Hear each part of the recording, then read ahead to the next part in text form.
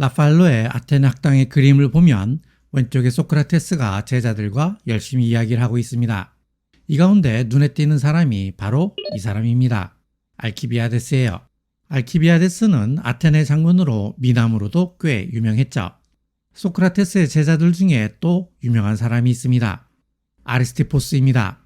이 중에 한 명이 있을 텐데요. 이 사람이라고 해봅시다. 소크라테스는 제자들로부터 수업료를 받지 않았습니다.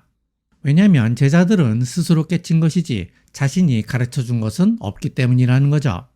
그래서 소크라테스의 제자들도 자신들의 제자들로부터 수업료를 받지 않았어요. 단 한 사람, 아리스티포스만 빼놓고요. 아리스티포스는 자신의 제자들로부터 수업료를 받았습니다. 그러자 사람들이 아리스티포스에게 비난을 했는데요. 그러자 아리스티포스는 이렇게 말합니다. 아니, 소크라테스 선생님도 돈은 안 받았지만 향응은 제공받았잖아요. 네, 맞습니다. 소크라테스는 제자들과 대화가 끝나면 심포지엄이라고 해서 뒤풀이를 하곤 했는데요. 말이 심포지엄이지 그 당시 심포지엄은 술 먹고 뒤풀이하는 거였어요. 그걸 빗댄 겁니다. 돈이 좀 생긴 아리스티포스는 씀씀이가 좀 컸던 모양입니다. 어느 날 소크라테스가 아리스티포스에게 야, 너 그렇게 많은 돈 어디서 났냐? 라고 묻자 그는 스승님이 얻었던 곳에서 저도 좀 얻었습니다. 라고 대답했다고 합니다. 아리스티포스는 고대 그리스의 식민도시였던 리비아의 키레네에서 태어났습니다. 그는 젊은 시절 아테네로 가서 소크라테스의 제자가 되었는데요. 그래서 플라톤과도 알고 지냈고 디오게네스와는 상당히 친분이 있었다고 해요. 하지만 아리스티포스의 생각은 플라톤과도 달랐고 디오게네스와도 달랐습니다. 그는 노골적으로 육체적 쾌락을 탐닉했죠.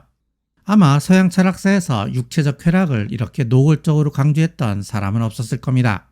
이러한 입장을 헤도니즘, 쾌락주의라고 하는데요.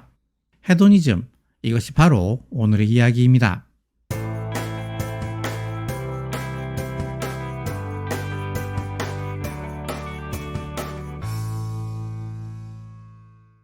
아리스티포스는 세계에 대해서 회의주의적 태도를 가졌습니다. 우리는 세계에 대해서 알 수 없다는 겁니다. 우리가 알 수 있는 것은 사물이 주는 감각적 경험일 뿐이지 사물의 본질은 알 수 없다는 거죠. 예컨대 우리는 꿀을 먹으면 달달한 맛을 느낍니다. 우리는 꿀이 주는 감각은 알 수 있지만 꿀이 무엇인지는 알 수 없다는 거죠. 우리가 알 수 있는 것은 사물이 주는 감각뿐이라는 겁니다. 아리스티포스는 감각에는 세 가지 종류가 있다고 말합니다. 첫째, 격렬하게 변하는 감각. 둘째, 부드럽게 변하는 감각. 셋째, 아무런 변화가 없는 감각. 격렬하게 변하는 감각은 고통을 가져오고 부드럽게 변하는 감각은 쾌락을 가져오며 아무런 변화가 없는 감각에서는 아무런 감정도 안 생긴다는 겁니다. 그는 우리가 추구해야 할 것은 부드럽게 변하는 감각이 주는 쾌락이라는 겁니다. 아리스티포스는 인생에서 가장 중요한 것을 쾌락이라고 보았습니다. 삶의 의미를 찾는다든지 진리를 찾는다든지 그런 거 의미 없다는 거예요. 그런 건 찾을 필요도 없고 찾을 수도 없다는 겁니다. 쓸데없이 시간 낭비하지 말라는 거예요. 그런 건 육체적 필요만 가져올 뿐 아무런 가치도 없다는 거죠. 인생에서 가장 중요한 것은 육체적 쾌락이라는 겁니다. 그것도 현재의 육체적 쾌락이라는 거예요.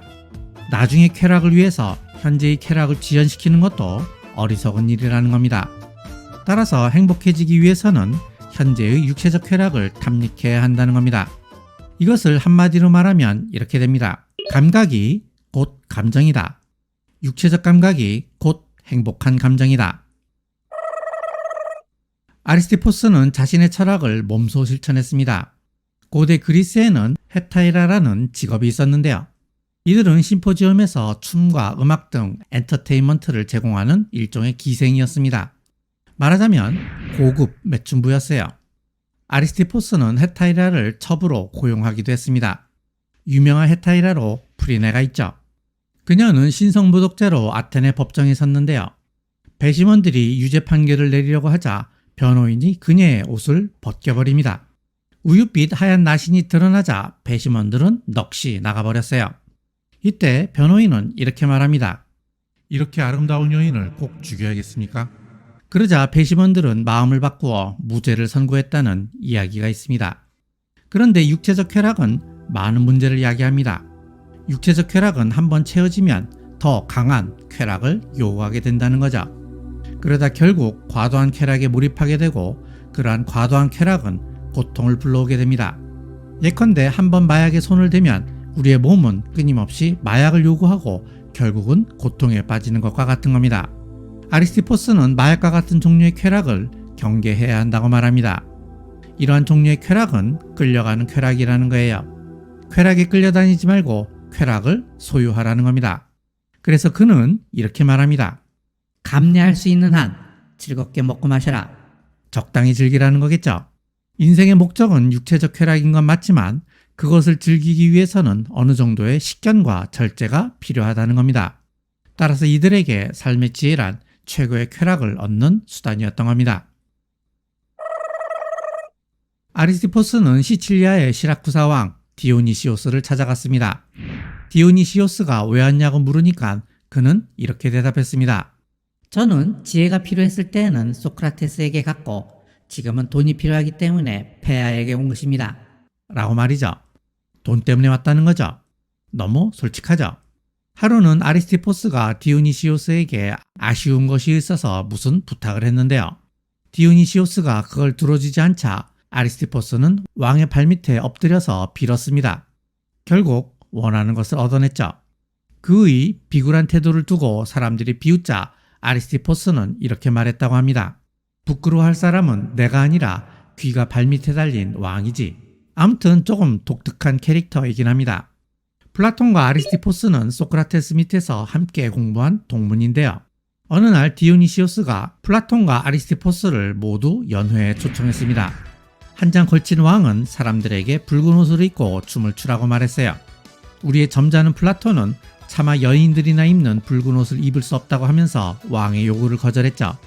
하지만 넉살 좋은 아리스티포스는 왕이 시킨 대로 붉은 옷을 입고 춤을 추었다고 합니다. 이때부터 디오니시오스는 아리스티포스를 꽤나 함부로 대했다고 합니다. 하지만 아리스티포스는 왕의 무례함을 다 받아냈다고 해요. 사람들이 아리스티포스에게 뭐하러 그렇게 왕의 비유를 맞추냐고 하자 그는 이렇게 말했다고 합니다. 어부들이 바다에서 물고기를 잡으려면 폭풍우를 감내해야 하는 것처럼 나도 좋은 술을 먹으려면 술잔에서 튀는 거품 정도는 견뎌내야 하지 않겠는가? 라고 말이죠. 아리스티포스와 디오게네스는 동시대 사람이었습니다. 디오게네스는 알렉산더 대왕에게 햇빛 가리지 말고 좀 비켜달라고 말할 만큼 자존심이 하늘을 찌르던 사람이었습니다. 아리스티포스는 전혀 다른 캐릭터인데요. 하지만 아리스티포스와 디오게네스 이 두 사람은 꽤 친했다고 합니다. 어느 날 디오게네스가 시냇가에서 야채를 씻고 있는데 아리스티포스가 그 옆을 지나가고 있었다고 합니다. 그러자 디오게네스는 그에게 이렇게 말했어요. 야, 아리스티포스, 자네는 말이야. 이 야채 맛을 알았다면 귀족들에게 매달리지 않았을 텐데 말이야. 돈 몇 푼 받겠다고 귀족들에게 아부나하는 아리스티포스를 비꼰 거죠. 그러자 아리스티포스는 이렇게 대답했다고 합니다. 야, 디오게네스, 자네는 말이야. 사람들과 친하게 지내는 법을 알았다면 그런 야채 따위는 먹고 살지 않아도 되었을 텐데 말이야. 쾌락이 인생의 목표라고 하는 아리스티포스의 사상은 에피쿠로스에게 영향을 미쳤습니다. 하지만 에피쿠로스가 추구하는 쾌락은 아리스티포스가 추구하는 쾌락과는 달랐습니다. 에피쿠로스는 과도한 육체적 쾌락은 결국 고통이라고 보았어요. 그래서 쾌락을 절제함으로써 오히려 쾌락을 극대화하려고 했죠. 그래서 에피쿠로스가 말하는 쾌락은 육체적 쾌락이 아니라 정신적 쾌락에 가깝습니다. 정신적 쾌락이 진정한 쾌락이라는 거죠.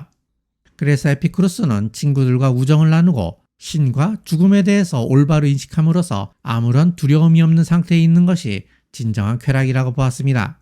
그래서 아리스티포스의 헤도니즘도 쾌락주의라고 하고 에피쿠로스의 사상도 쾌락주의라고 하지만 이들이 말하는 쾌락은 다른 쾌락인 겁니다. 그러고 보면 고대의 서양 철학에는 쾌락에 대한 세 가지 입장이 있는 것 같습니다. 첫째, 육체적 쾌락을 즐기라는 아리스티포스의 헤도니즘. 둘째, 육체적 쾌락을 절제하면서 정신적 쾌락을 즐기라는 에피쿠로스의 쾌락주의. 셋째, 중요한 것은 쾌락이 아니라 절제와 자유라는 디오게네스의 견유학파. 제가 보기에 이 세 사람의 입장은 지금의 우리에게도 상당한 영향을 미치고 있다고 보입니다. 단순화해서 말하면 까르페디엠과 탕진잼을 외치는 사람들은 아리스티포스의 후예들이고 무소유와 미니멀리즘을 주장하는 사람들은 에피쿠로스의 추종자들이며 수도승과 고행승들은 디오게네스의 후예들이라고 말할 수 있습니다. 대부분의 사람들은 이 세 입장의 어디 중간쯤에 있다고 볼 수 있죠.